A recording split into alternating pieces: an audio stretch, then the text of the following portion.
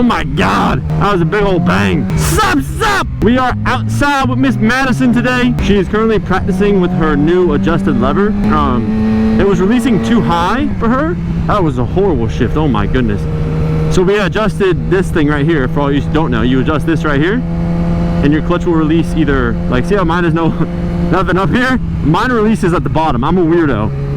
For her, she wanted hers to release like here. So like if I show you, that's see how mine releases? She wanted hers a little higher than that, but not at the very top. So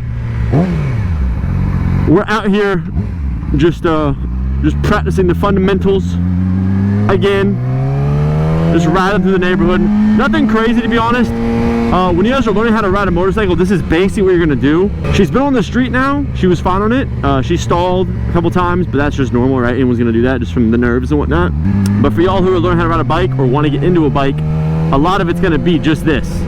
The first month of riding, in my opinion, should always kind of just be you in the neighborhood, you leaning, you turning, you stopping, clutch in, out, stop, you know what I mean? Like, just the fundamentals. And I know it gets boring. I enjoy it sometimes too, because like a lot of this stuff I'm rusty on, because I just go fast in a straight line, right? I don't do as many twisties as I want to anymore, because I'm in Florida and I'm rusty on a lot of this stuff, so it's nice.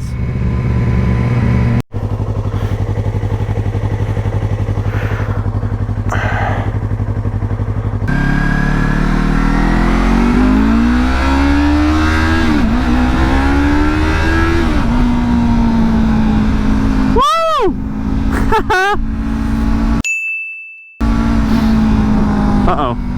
I was totally just speeding the neighborhood. That was a cop too.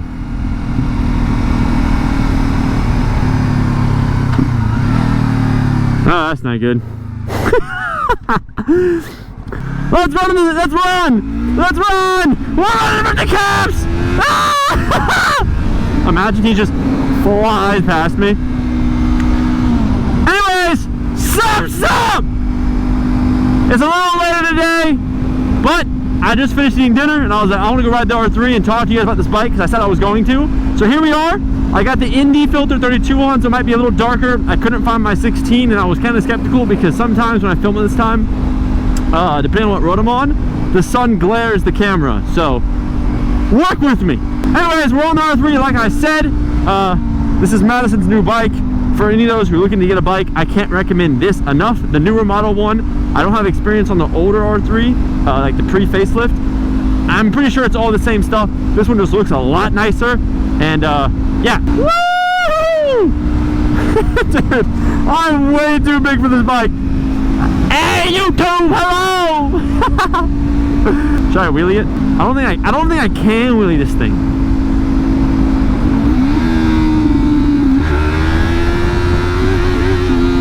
No, I'm just gonna blow it up. I also can't shift worth the crap for this thing. I'm so used to my bike, this bike feels whack. I got mirrors and whatnot so I can see on both sides.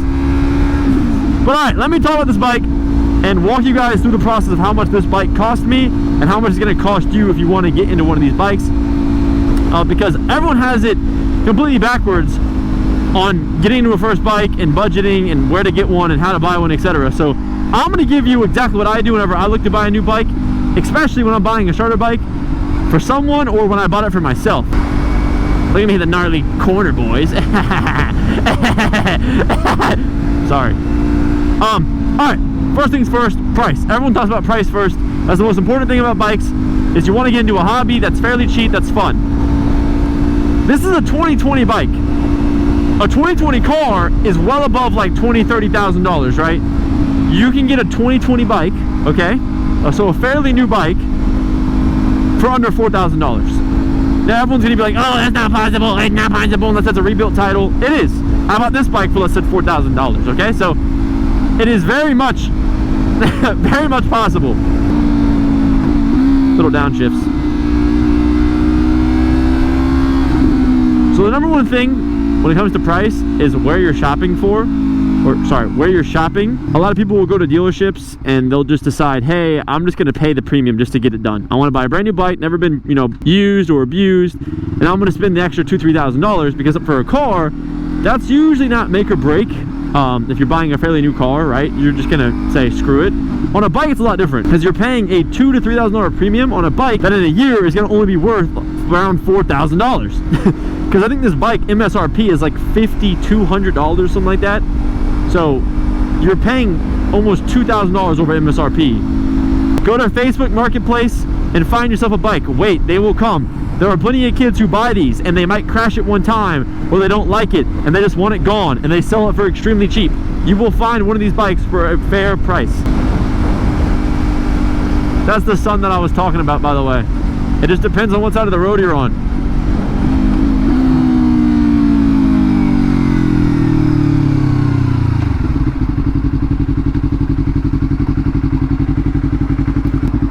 I kind of wanted to rant there. I don't mean to make this a massive long video, but number two thing is going to be looks. When you're looking to buy a new bike or get into bikes in general, you want to look kind of good, right? You don't want to look goofy, you don't want to look stupid, you kind of want to look decent.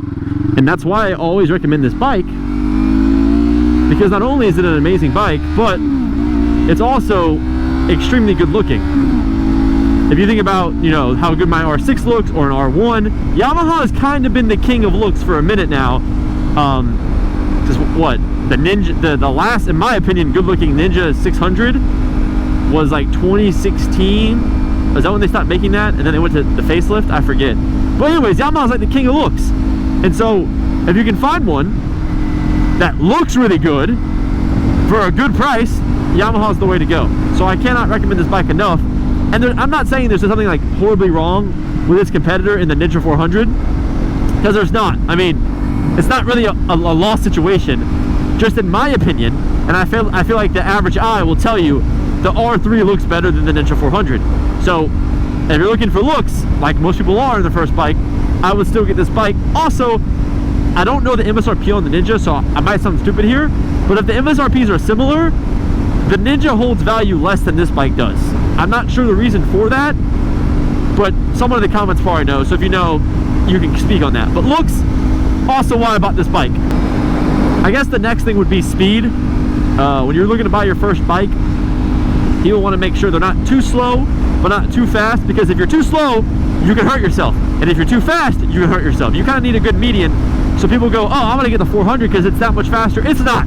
All right? The CBR 500, the Ninja 4, it's all the same, okay? There are small power differentials that, or power difference that you maybe notice, but it really isn't crazy. Like, it really is not crazy. This bike tops out at like 119, maybe 121. I don't want to sound stupid, but I'm pretty sure. All right, we're gonna pin this. Hold on 1 second. We'll test it right now. We will test it right now.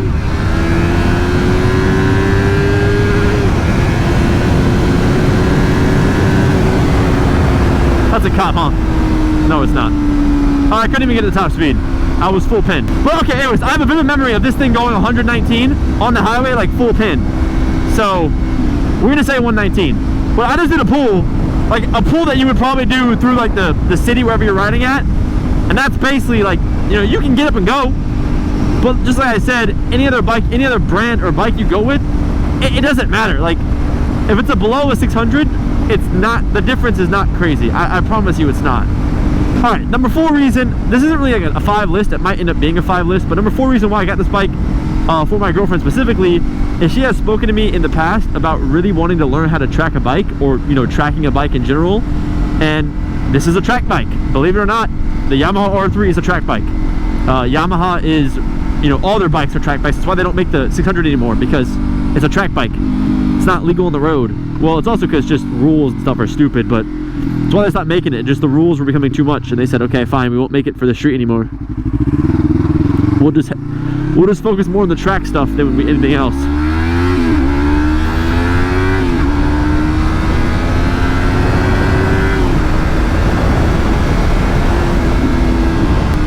I'm a little congested right now, I'm not gonna lie. I got a little congestion.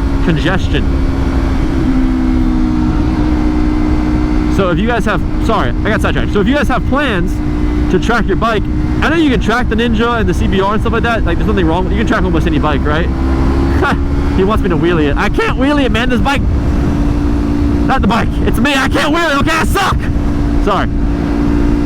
So yeah, I mean, in my opinion, just go with the better track bike. So look at the height of this bike. My knee is fully bent. Like, I'm way too big for this bike. That's the funny part about it. I gotta shift smoother on this thing. I keep I'm dropping the clutch into my shift, and it's not. This bike's not happy with it. I'll be honest. We're gonna go around this guy.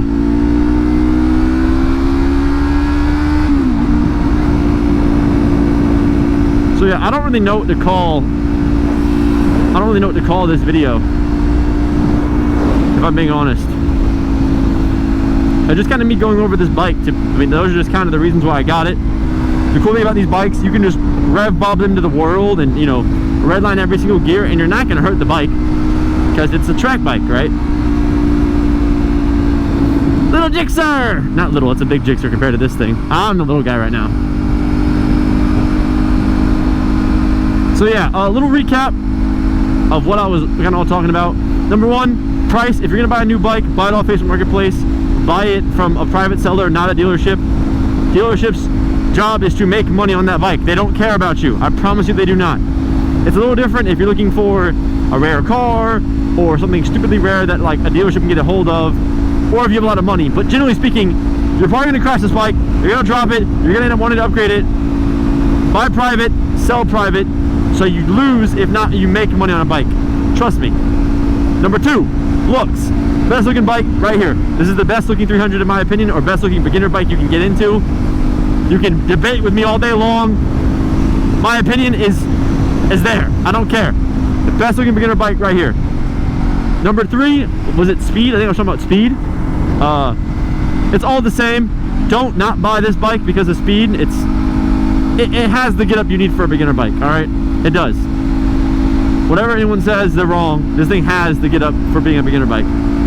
I will testify to that all day. And then 4 was tracking it. Obviously it's a track bike. You can track any bike you want to, so it's kind of but these bikes are meant for the track. Like, they're literally made for the track. So, you know, kind of let that be known. Other manufacturers make it with understanding that people, you know, daily ride them, etc. So that's, you know, I'm not saying they don't. I'm just saying that others, I don't know enough, man. Leave me alone. I just missed shift. I think I did. Whatever, man, I'm rusty, leave me alone. But yeah, alright guys, that is today's video. I hope you all enjoyed, and I will see you guys in the next one. Peace!